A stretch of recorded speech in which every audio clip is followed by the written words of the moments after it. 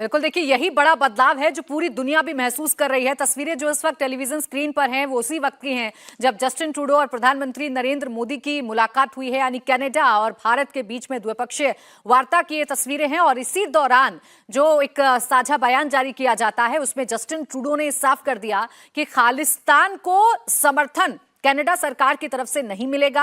और ये नतीजा इस बात का है कि भारत ने कड़ा रुख अपनाया था, भारत ने कड़ी आपत्ति जताई थी, भारत एकदम सख्ती के साथ इससे निपटने के लिए तैयार था। जो संदेश भारत की तरफ से दिए जा रहे थे, भारत सरकार की तरफ से दिए जा रहे थे, वो ये कि भारत किसी भी देश में, दुनिया के किसी भी देश में अपने देश के खिलाफ उठ रहे मूवमेंट को इस सहन नहीं करेगा। भारत को वो कुचलना भी आता है, खत्म करना भी आता है, और अगर इसे इंटरनेशनल फोरम पर उठाने की जरूरत पड़ेगी तो भारत वो भी अब मुखरता के साथ करता है। बीते कई दिनों में हमने देखा जब भी इंटरनेशनल चर्चा हुई, जब भी अंतर्राष्ट्रीय स्तर पर चर्चा हुई, तो आतंकवाद का मसला भारत की तरफ से हमेशा उठता रहा है।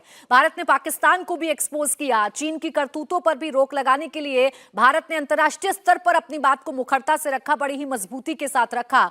उन्हीं बातों का नतीजा है, रिफ्लेक्शन है कि जस्टिन ट्रूडो भी अब ये कह रहे हैं कि कानून का राज हो, इस पर हमारी बात हुई है। खालिस्तानी जो सपोर्टर हैं, जो खालिस्तानी मूवमेंट वहां पर उठता है, बार बार प्रदर्शन किए जाते हैं, तिरंगे का अपमान किया जाता है, भारत सरकार के खिलाफ उठने की बात कही जाती है, उस मूवमेंट को बिल्कुल भी समर्थन कनाडा सरकार की तरफ से नहीं दिया जाएगा। जेके त्रिपाठी जी, ये जो डिप्लोमेसी की हम बात कर रहे हैं कि भारत को जहां पर नरम रहना होता है भारत नरम रहता है, लेकिन भारत ये भी बताता है कि आतंकवाद का मसला या हमारी देश की सुरक्षा से जुड़ा हुआ मसला, इस पर भारत नरम रुख नहीं अपनाएगा, वो कड़ी आपत्ति भी जताएगा और अगर जरूरत पड़ेगी तो कदम भी उठाएगा ताकि इन्हें हम रोक सकें, ऐसे मूवमेंट्स को कुचल सकें। उसी का रिफ्लेक्शन है ये वार्ता। जी बिल्कुल प्राची, आप देखिए जब भी आतंकवाद का मुद्दा हुआ है, जब कनाडा में धमकी मिली है, कनाडा में लोगों ने हमारे हाई कमीशन पर हमला करने की कोशिश की है, कनाडा में ही जब लोगों ने झंडे का अपमान करने की कोशिश की है, हमने साफ साफ कनाडियन गवर्नमेंट को बता दिया कि देखिए ये बात नहीं चलने वाली है। और यही नहीं, आपको याद होगा कि जब लंदन में हमारे खिलाफ प्रदर्शन हुआ और लंदन में हमारे हाई कमीशन में तोड़फोड़ की गई, झंडे का अपमान किया गया, तो हमने सीधे सीधे रिटेलिएट करते हुए यूके के यहाँ जो हाई कमिश्नर हैं उनकी सिक्योरिटी अप्रोप्रिएटली हटा ली और उनको ये मैसेज दे दिया। यहाँ ट्रूडो को भी आई एम श्योर कि इनको बड़े साफ शब्दों में, निर्भीक भाव में ये बता दिया गया होगा कि जो आप कह रहे हैं ये नहीं चलने वाला है, इसको हम किसी भी तरह से स्वीकार नहीं करते।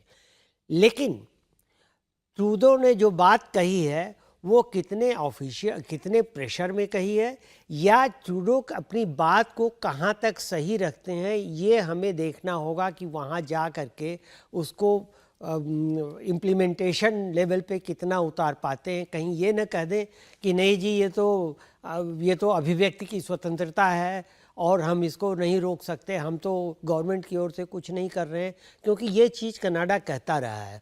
तो मुझे उम्मीद है कि शायद इसके बाद, इस मीटिंग के बाद ट्रूडो को समझ में आ गया होगा और ट्रूडो और भी कठोर कदम आतंकवाद के खिलाफ या खालिस्तानियों द्वारा भारत के खिलाफ अनलग बातें करने और एक्शन करने के बारे में उठाएंगे, जिससे कि हमें भी संतुष्टि हो। जी बिल्कुल, देखिए ट्रूडो ये कह भी रहे हैं कि कुछ लोगों की राय पूरे देश की राय नहीं हो सकती है, यानी वो ये बता रहे हैं कि अगर कनाडा के लिए हम कुछ कर रहे हैं या कनाडा के प्रति हम नाराजगी जता रहे हैं तो ऐसा मत करिए, ऐसा मूवमेंट अगर चल रहा है तो उसे रोका जाएगा। अब कैसे रोका जाएगा, क्या बातचीत हुई है, क्या कोई समाधान निकला है, क्या कोई कड़े कदम उठाने की बात भारत की तरफ से की गई है, ये तो बायलैटरल टॉक में चर्चा हुई है। जब इसकी विस्तार से डिटेल सामने आएगी तो जानकारी मिलेगी। लेकिन देखिए, प्रधानमंत्री नरेंद्र मोदी G20 की अध्यक्षता आज ब्राजील को सौंप चुके हैं, यानी G20 का आधिकारिक तौर पर आज समापन हो चुका है। लेकिन इससे पहले पिछले 2 दिनों में विश्वगुरु भारत की तस्वीर दुनिया ने देखी है।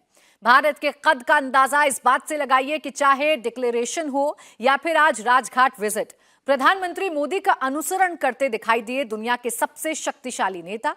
एक तरफ ये ग्लोबल तस्वीर आई, वहीं दूसरी तरफ देश में यानी डोमेस्टिक पॉलिटिक्स की अगर बात करें तो विपक्ष ने और खासकर कांग्रेस ने बहुत ही लोकल बात की है। कांग्रेस ने एक वीडियो ट्वीट किया और लिखा कि खोखले विकास की पोल खुल गई। अब आपको बता दें कि इस वीडियो में क्या है। असल में दिल्ली में बारिश हुई। भारत मंडपम जहां G20 की सारी बैठकें हुई थीं, वहां ओपन एरिया में पानी जमा हो गया। इसे कांग्रेस ने इस तरह दिखाया जैसे भारत मंडपम डूब गया। ये बात गंभीर थी। फौरन इस पर ऑफिशियल प्रतिक्रिया भी आ गई।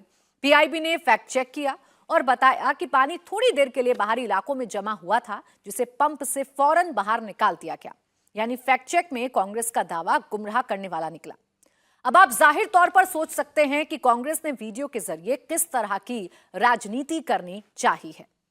G20 समिट में दुनिया भर के नेताओं ने भारत की, प्रधानमंत्री नरेंद्र मोदी की तारीफ की, लेकिन कांग्रेस अब इसे पचा नहीं पा रही। कांग्रेस की ओर से ट्विटर पर एक थ्रेड चलने लगा है। कांग्रेस के महासचिव जयराम रमेश ने स्टेटमेंट दिया कि प्रधानमंत्री मोदी का बयान हिपोक्रेसी यानी एक तरह का पाखंड है। इसके पीछे जयराम का तर्क भी सुन लीजिए। जयराम ने कहा कि वनों और जैव विविधताओं को नष्ट किया जा रहा है, वन और दूसरे समुदायों के अधिकार छीने जा रहे हैं, लेकिन पीएम समानता की बात करते हैं। पीएम की ग्लोबल टॉक और लोकल वॉक बिल्कुल विपरीत नजर आती है। तो इस तरह के जो ट्वीट हैं वो कांग्रेस की तरफ से लगातार किए जा रहे हैं। लगातार सोशल मीडिया पर कांग्रेस की तरफ से एक नैरेटिव चलाने की कोशिश की जा रही है। G20 के जी को भी अलग अलग शब्दों से जोड़ा जा रहा है और इसमें यूपी से आने वाले समाजवादी पार्टी के अध्यक्ष अखिलेश यादव भी पीछे नहीं हैं। इस वक्त हमें तुहिन सिन्हा, प्रवक्ता भारतीय जनता पार्टी, भी ज्वाइन कर चुके हैं। स्वागत है तुहिन जी आपका इंडिया टीवी पर। दो खास मेहमान मेरे साथ स्टूडियो में पहले से ही मौजूद हैं।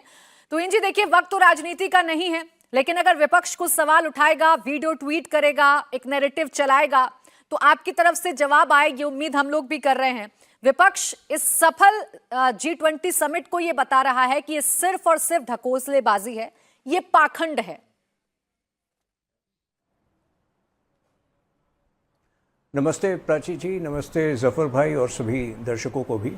देखिए, भारत के लिए ये G20 समिट एक अप्रत्याशित, टीवी पे ही देखेंगे तुमको हम, तुहिन मियां, तुहिन साहब, क्या टीवी पे ही देखेंगे? बहुत जल्दी जफर भाई, आपसे बहुत जल्दी मुलाकात होगी। ठीक है। तो देखिए, ये एक भारत के लिए अप्रत्याशित, अभूतपूर्व सफलता है। आपने जो 4 प्रमुख सफलताएं जो आपको भी पता, जो हम गिना रहे हैं, वो तो है ही कि पहली बार अफ्रीका को हमने शामिल कराया इसमें, जो India middle east Europe corridor है। लेकिन उससे जो बड़ी 2 बातें हैं, भारत ने पहली बार G20 का लोकतांत्रिकरण किया है। भारत ने पहली बार दीनदयाल मोदी जी के नेतृत्व में दीनदयाल उपाध्याय के जो प्रिंसिपल्स थे एकात्म मानववाद को, आज वो भारत में ही नहीं विश्व भर में साकार करने जा रहा है।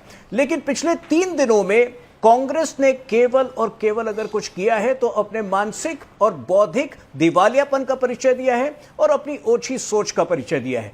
इंडिया टीवी हर वक्त हर जगह डाउनलोड करने के लिए सर्च करें India TV news Google play store या ऐप स्टोर पर।